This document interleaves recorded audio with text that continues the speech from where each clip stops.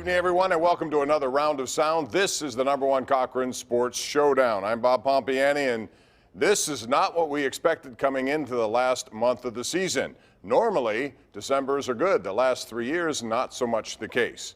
We're going to talk about what's wrong with the Steelers right now, and the list is pretty lengthy. Here is your panel tonight on the #1 Cochran Sports Showdown. We have Rich Walsh over in Studio B. Paul Zeise is at the fan cam at 93.7 The Fan, and Andrew Fillipponi, who's normally there, he's at his Zoom site location at home. So let's begin with this. December collapses. Andrew, we saw it 2 years ago. They missed the playoffs. We saw it last year, 8-5, turned into 8-8, but there was an excuse of no quarterback play and diminished returns when it came to Devlin Hodges and Mason Rudolph. But this year was supposed to be different. 11-0 heading into December, and now 2 losses. And what's worse is the offense has completely vanished. Where do you put your finger on this offense right now? What is it, and what ails it, Andrew? Well, I'm going to start with the guy that gets the credit when it goes great. And for the first 10 games of the season, he was an MVP candidate, 11 games, Ben Roethlisberger. And what we've seen from him is that the NFL has punched back, as Clint Hurdle would say. They sit on this guy, the short dink and dunk, the get the ball out in 2 seconds stuff. Everybody in the league now sees that it's coming, and the Steelers' offense hasn't adjusted.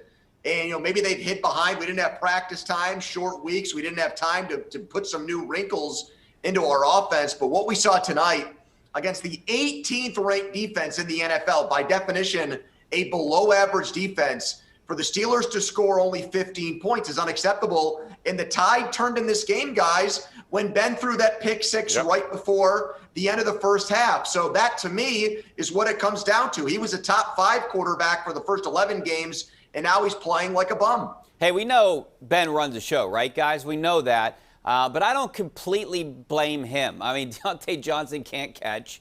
Eric Ebron can't catch. He's getting a lot of drop balls. That's going to come to a head at some point. But you don't blame those guys more, do you, Richie? No, you don't blame Deontay Johnson more. But I also blame the play calling. Let's change some things up. Is that all Ben's fault, too? That's got to fall on to Tomlin and Coach Randy. I think a lot of people here to blame. I don't necessarily put the entire blame on Ben's shoulders. Well, the problem I have with that is, I mean, when, a couple of weeks ago, 3-4 weeks ago, we were going with the whole Ben is drawing up plays in the dirt and carrying Coach Randy and company and all of that stuff when the offense was looking good. But now that the offense isn't looking good, now we're going to look for other people and say, well, it's the play calling and it's the scheme and it's this. Who's doing that, Paul? I'm not. I just blame Ben. It was me. I'm doing it. But Rich did it. Rich just did it. Were you listening? I mean, that's what he just said. My point is, it is the other thing that people don't want to face. And I'm sorry, but you watch Ben Roethlisberger throw the ball deep. He cannot throw that throw anymore.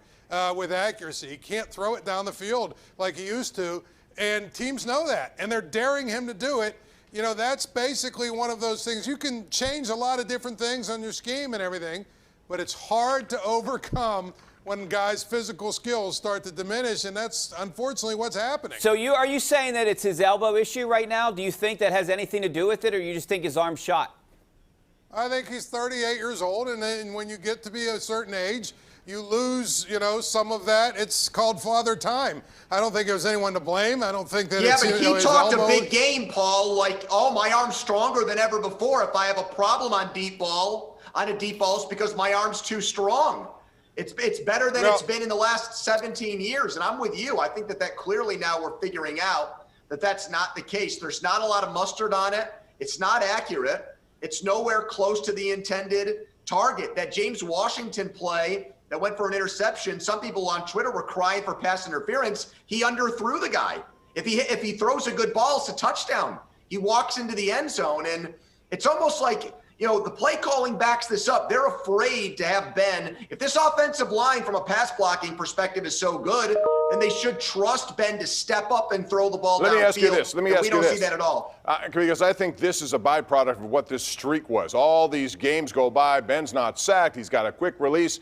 I think they put too much emphasis on that, and what happens is you shorten the field for the other team to defend. It becomes a 15-yard area instead of the entire field. So that underneath passing, the quick hitters, blah, blah, blah, all of a sudden that becomes, well, look, we haven't been sacked. Well, look, how you get it off in 2 seconds or less. So Paul Zeise, to me, this whole play calling scheme and the stuff that's gone into it is a byproduct of that. And thus, it not only made the defense easier to deal with for their point of view, but it took the offensive line play away from the run game. I think they had a good run game, and all of a sudden it vanished because of this whole thing. Well, yeah, and again, we all have to go, who is it that is actually calling the plays? Who wants to run the offense this way? And who do you think? I can't think? imagine if, well, that's what I'm saying. I can't imagine if Ben had a problem with the way the offense is being run, you know, that it would still be going on. He obviously likes to throw the ball 50 times a game. I thought the number one stat that they showed tonight is that this is in this last 5-game stretch, it's the most attempts he's ever had. And yep. But it's like over a 5-game stretch, it's like the 58th in terms of how many yards he's thrown for. I mean, he's throwing a lot of short passes, and teams are daring him to beat them over the top. And he hasn't been able to do it, and they'll just continue to sit on all those short little routes and let you catch the ball and tackle you at 3 yards, and you'll punt a lot. I mean, that's what it comes down to. I know they haven't looked good for the last 3 games, right? They lost their last 2. They didn't look good against Baltimore. But when you take the season as a whole, I would say 75% of the games, they didn't look good, right? I mean, their record could easily – they could have 5 or 6 wins right now. You know, they just happen to win games in ugly ways, and their who are you defense talking was playing about well. when you say they haven't looked good? I mean, they scored 26 points or more in what? Well, I'm just saying, all in all, as year? a team, they could have lost 5 or 6 games. Yeah, but the right? offense really wasn't a didn't. problem until the Baltimore Wednesday game. I mean, they were hit or miss against Dallas, but overall they were Can't pretty you blame all the consistent. drop balls on that? You can, an ineffective run game? Look at James Conner today, 1.7 yards a carry. What was his average? I'm saying they're 1.8 covering yards. up for 2 things. Number 1 is what Paul said, what we started with. Ben can't step into throws and throw downfield. And the other thing is what Bob brought up. The offensive line is very overrated. It's one of the most overpaid units in football. It's mostly made up of guys that have big names but don't back it up with production anymore. DeCastro's got a knee injury. Bob, when he talked last week, it sounded like he was ready to join Andrew Luck in retirement, didn't it? Yeah, it didn't I mean, sound he sounded very good. like he was ready to be done with football. And his play is indicative. He's been a really good player for all of his career here, and now you can tell the drop-off this year. And it's not just him either. It's other guys, too, on that line. And then the injuries, you throw that in on it, all of a sudden now, you know, the standard is the standard until it can't be the standard because these other guys aren't ready to be the standard bearers, Rich. And that's where you are right now.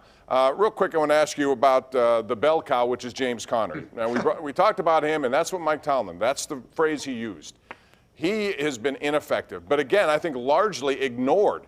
I think they had it. If you look at the first 6 games of the year, they average 130 yards a game. They average 4.2 yards per carry, Rich. All of a sudden, it all changed. Is it just because they got older? Did they ignore it? What was it?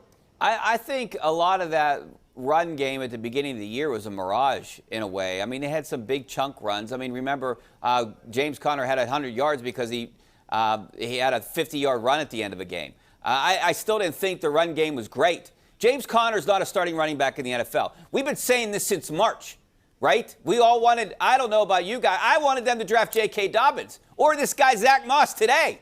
He was another guy on the Steelers list. They need a running back. They need a feature back. I do blame James Conner to a point, but I also blame the entire offensive line. All right, we're going to take a break. We'll continue that when we come back. We're up against a break. When we come back, we'll continue with the run game. We'll also talk about the defense, which I thought for the first half played really well, and I think that pick 6 kind of took the wind out of their sails. And we're going to have a big picture look at this team right now because the Steelers have lost the number 1 seed. Could they lose to the division to the Cleveland Browns? It's possible. We'll talk about that and more as we continue live. It's the number 1 Cochran Sports Showdown every Sunday here on KDKA-TV. The number 1 Cochran Sports Showdown is brought to you by number 1 Cochran, Go One Better, and by Highmark Blue Cross Blue Shield. Have a greater hand in your health.